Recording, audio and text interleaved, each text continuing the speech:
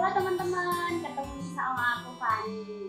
Hari ini aku nggak sendirian, aku ditemenin sama kakak cantik, seorang wirausahawan. Langsung aja deh kita kenalan sama kakak. Kak, bisa nggak sih dikenalin ke teman-teman namanya siapa? Oh, ya.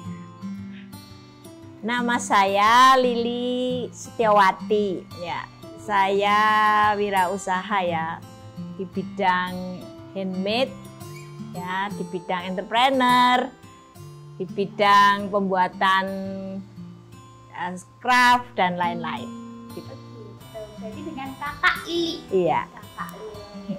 Ngomong-ngomong mengenai wirausahawan ini ya, kakak kapan sih mulai usaha ini sendiri tuh? Ada banyak ya, tapi ini saya mau khususkan ke rajut ya. Ini bermula dari Compassion waktu itu minta bahwa kami harus mempersiapkan diri karena sponsor mau datang. Nah waktu itu kami bingung ya, sponsor tuh kita mau kasih oleh-oleh apa? Kasih makanan mereka tidak suka. Kasih ini gampang, baju di sana lebih bagus. Lalu timbullah kita mau buat sesuatu yang hasil karya kita sendiri. Nah, dari situlah terbesit macam-macam yang akan kita buat. Waktu itu ada sarung bantal, rajut, ada pembuatan dompet dari bordir dan sebagainya. Itu kami siapkan untuk mereka. Jadi dari kedatangan sponsor datang. Itu lebih tepatnya kapan sih? Mungkin tahun 2016. Oh, mungkin dari tahun 2016. Iya, 2016. Alasannya tadi karena Compassion mau datang. Iya, khususnya sponsor anak-anak. Khususnya sponsor anak-anak. Iya, jadi kita mau kasih sesuatu nih untuk kenang-kenangan dia di sana. Nah, jadi supaya dia ingat bahwa dia pernah ke PPA, pernah ke Indonesia, dan ini hasilnya nih, hasil karya anak-anak waktu itu. Seperti itu. Terus kalau itu mulainya gimana sih Kak? Kok bisa kayak gitu gitu? Oh bisa ya. Sampai sekarang.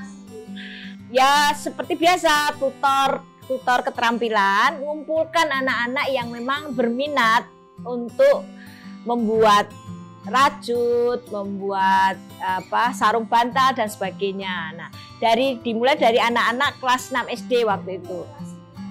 Iya, dari kelas 6 SD ya.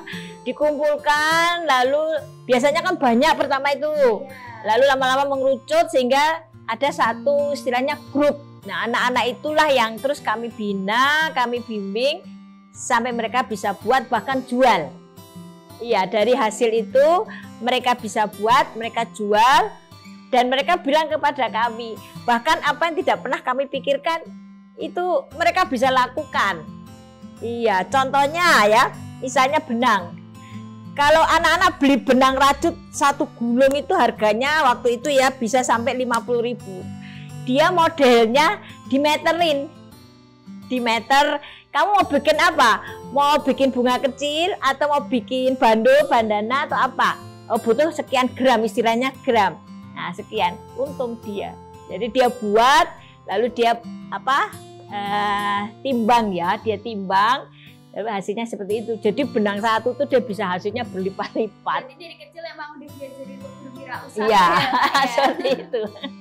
Lumayan. Itu untuk belajar rajut sendiri itu memerlukan waktu berapa lama sih Kak? Cepet. Misalnya sekarang diajari ya. Iya. Kalau ya dia berminat itu bisa langsung dia membuat, bisa langsung. Untuk nanti bisa berkembang dengan bermacam-macam teknik itu dari dirinya sendiri. Tetapi ketika awal dia mau belajar itu tidak ada jam-jam. Yang penting minyak. Iya, ya, Kak, ya? dia perhatikan, dia simak caranya begini, dah. Itu. Kalau dulu untuk awal mula belajar rajut itu ngambil guru les atau kakak sendiri sih yang ngajarin teman-teman semua? Kami punya guru keterampilan waktu itu, tutor ya. Saya juga waktu itu belum bisa. Iya, saya juga waktu itu tidak berminat dan belum berminat. Tetapi kondisi karena sponsor mau datang, berpikirlah kami, ya mau dikasih apa ini sponsor? Masa hanya pergi gitu saja, datang begitu saja, tidak punya sesuatu kenang-kenangan. Nah dari situlah saya mulai menaruh minat ya kepada hal-hal yang berbau craft, handmade, ya. Dan kebetulan kok ya cocok gitu ya. Nah berkembanglah sampai sekarang.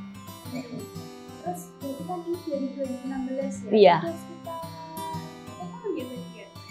Ya, Lama banget ya? iya lumayan. 7 tahun, 8 tahunan. Terus itu untuk modal awalnya berapa sih Kak kalau boleh tahu Kak? Modal awalnya sebenarnya murah ya, tidak sampai 100.000. Iya, kalau mau kan karena hanya beli benang waktu itu, beli hakpen, sudah hanya itu saja. Hakpen itu seperti jarum untuk merajut itu. Hanya itu saja 100.000. Bahkan kalau mau ngirit lagi, sekarang tuh rajut itu dibikin paket. Misal ya, kita mau buat 1 tas gini. Ini paketnya harganya 150 misalnya, sudah jadi. Nanti kita tinggal merajut saja, dilihat dari YouTube, dilihat dari Facebook, video dikirim WA. Sekarang modelnya seperti itu. Iya, jadi dari awal modalnya cuma 100.000, iya. Sekarang bisa berkembang. Puji Tuhan, iya. Terus sampai sekarang apa aja yang udah diproduksi selain tas? Ya, macam-macam ya. Ada sarung bantal. Oh, sarung bantal. Ya, sarung bantal seperti ini, tapi kan ini jahit ya. Kalau kita bikin kasih flanel, kita kasih macam-macam lah istilahnya ya. Jadi toko enggak punya, hanya tangan kita yang buat.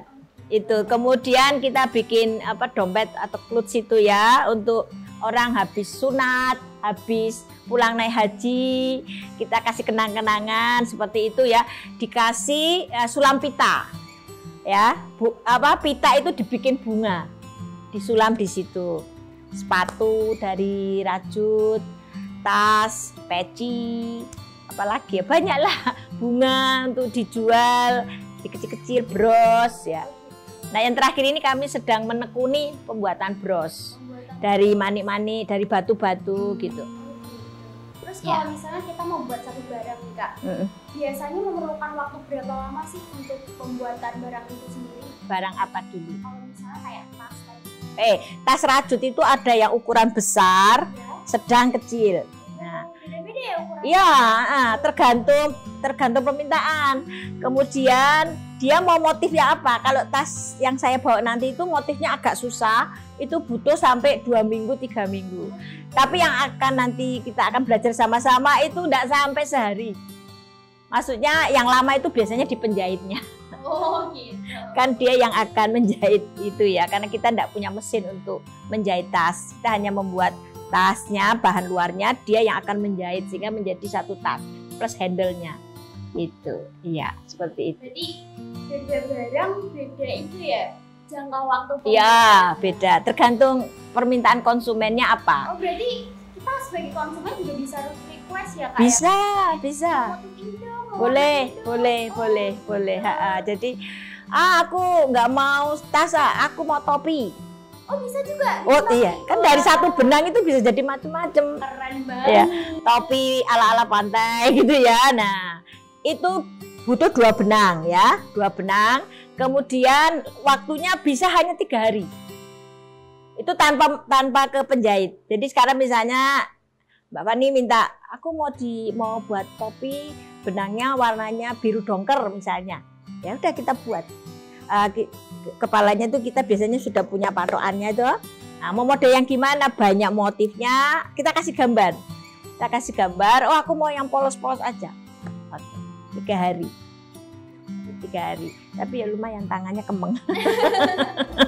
Terus kalau untuk target pasarannya sendiri tuh biasanya dijual kemana sih Kak? Macem-macem. Target kami itu biasanya kaum wanita yang sebenarnya ya rajut itu kami kepengennya seusia Mbak Fani.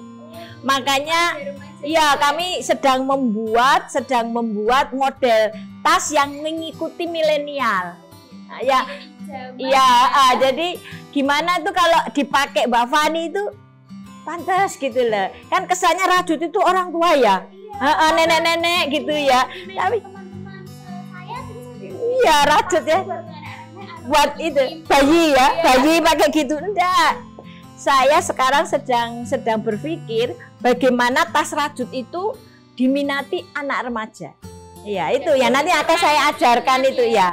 Akan saya ajarkan dengan warna, dengan motif yang anak-anak remaja itu mau pakai. Jadi ya istilahnya enggak kalah lah dengan tas-tas yang di pasaran ya.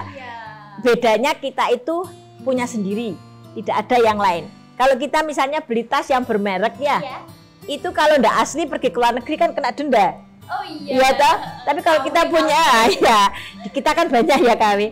Tapi kalau kita buat sendiri, ngomit, kemana saja santai, bangga lagi. Apalagi kita yang buat, ya toh? Bisa juga untuk hadiah. Hari-hari ini rame tas saya. Kenapa? Ini orang tua pada mau ngasih kenang-kenangan untuk guru. Mereka mau beli tas, udah biasa. Beli baju, udah biasa. Lanjut, yang handmade ya. Aku mau handmade ini. Dibungkuslah, lumayan saya panen. Kalau mau pas kenaikan kelas gini, mau lebaran, nah itu. Seperti itu Mbak Wani. Berarti emang sebenarnya target pasarnya tuh anak-anak muda. Iya, supaya mereka tuh ya seneng ya, karena rajut itu banyak gunanya. Bener. Nggak bikin pikun. Kan mikir toh, ini gini. Berarti ini mengubah mindset buat angkatan saya seperti saya sebenarnya ini. Saya rajut itu bukan hanya untuk orang iya, tua. Tapi sebenarnya bisa dipakai. Iya. Bisa dipakai anak remaja, dibikin lope. Tergantung. Bisa tampil beda gitu. Sasaran saya sebenarnya pengennya seperti itu. Iya. Selama 7 tahun ini dalam usaha kan pasti ada naik turunnya ya Kak ya? Ya. Bisa diceritain nggak sih waktu mungkin lagi, tadi kan naiknya tuh pas naik. Oh iya. Sekarang ceritain waktu turunnya tuh gimana? Oke. Pernah sebulan itu yang tanya tas itu hanya 1 orang. Itu hanya nanya toh. Nanya doang? Iya, nanya toh. Terus kemudian sudah sepertinya deal ya. Aku mau tas ini. Ya, oke. Nanti harganya sekian.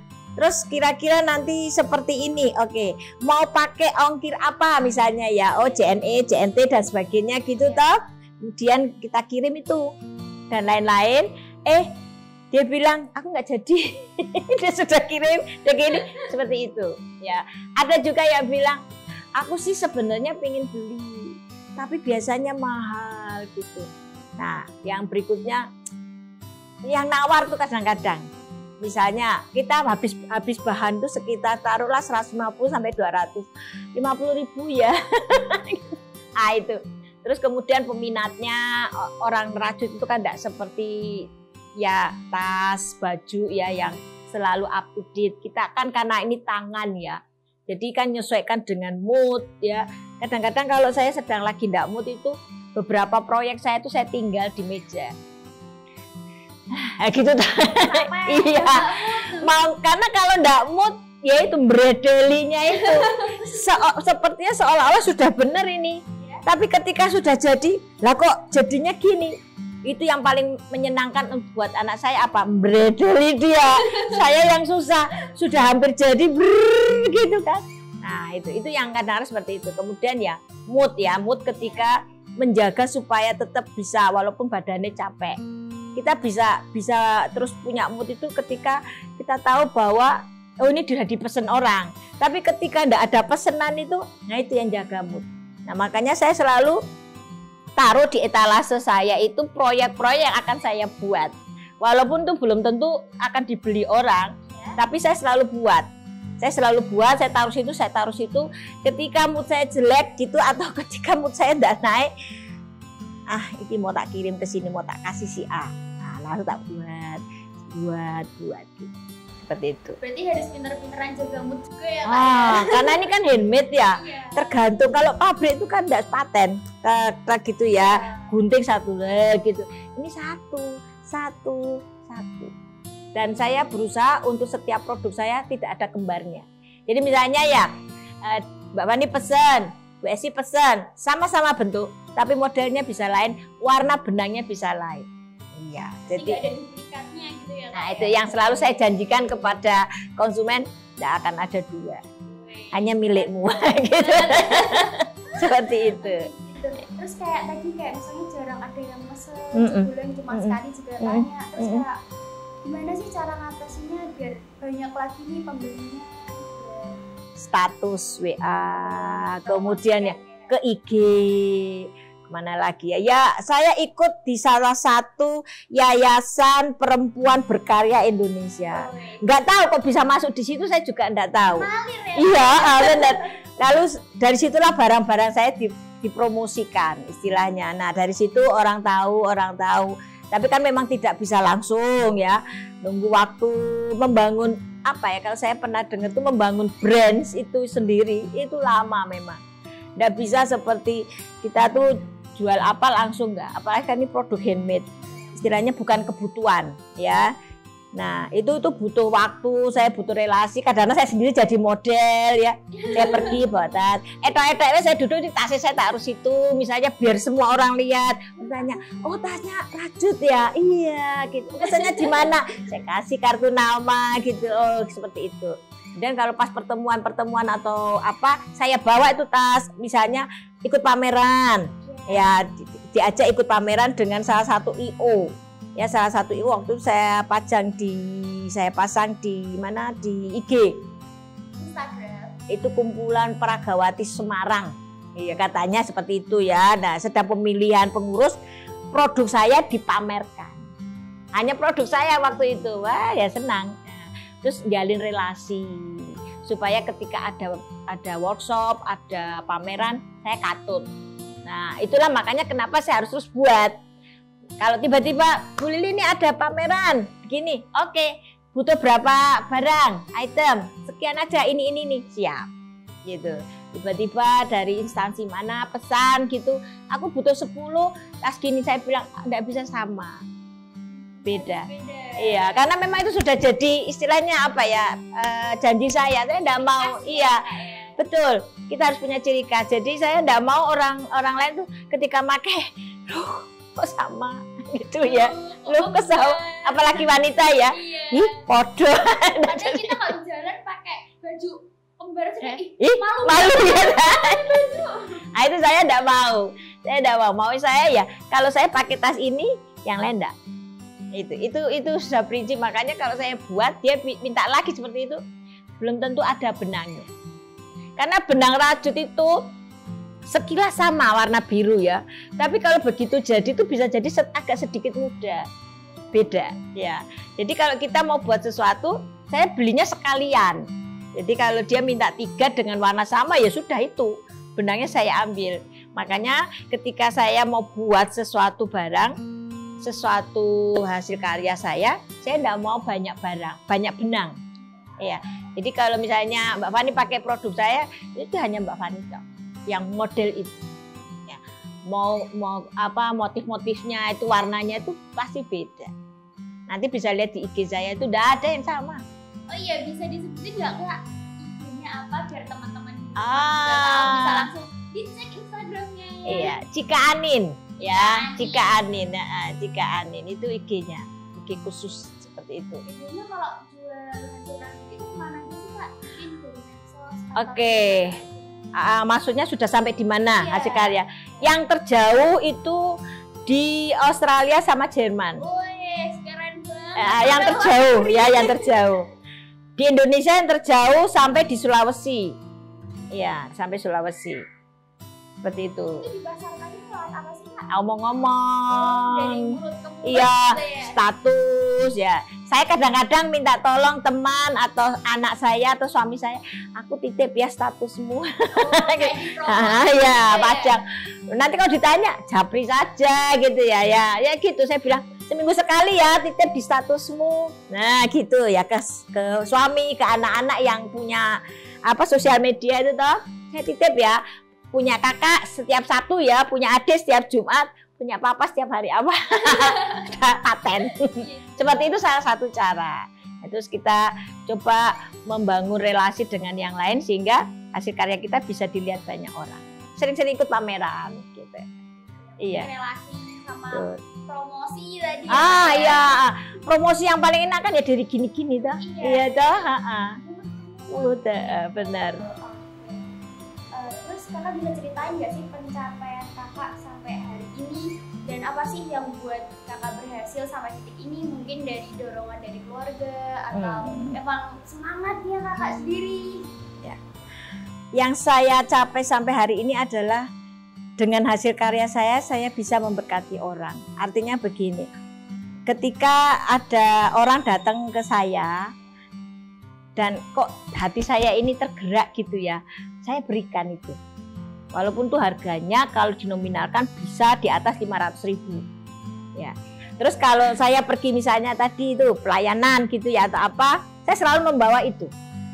Nah, dan yang ketika orang bilang tasmu ini api ya, nggak ada duanya, aku senang, itu saya senang. Membuat saya terus motivasi, membuat saya terus untuk membuat, berkarya, belajar dan banyak bertanya, sehingga pencapaian saya sampai hari ini tuh menurut saya sih belum. Karena sasaran saya ke anak-anak muda belum ini. Belum terpenuhi, iya. Jadi masih terus ya, masih terus gitu. Jadi tadi dari dorongan orang-orang sekitar. Iya, khususnya keluarga ya, khususnya keluarga.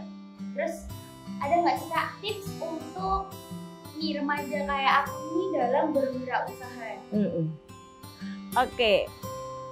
Pertama itu seneng dulu ya, kalau enggak seneng ya agak susah. Setelah senang jangan bosenan.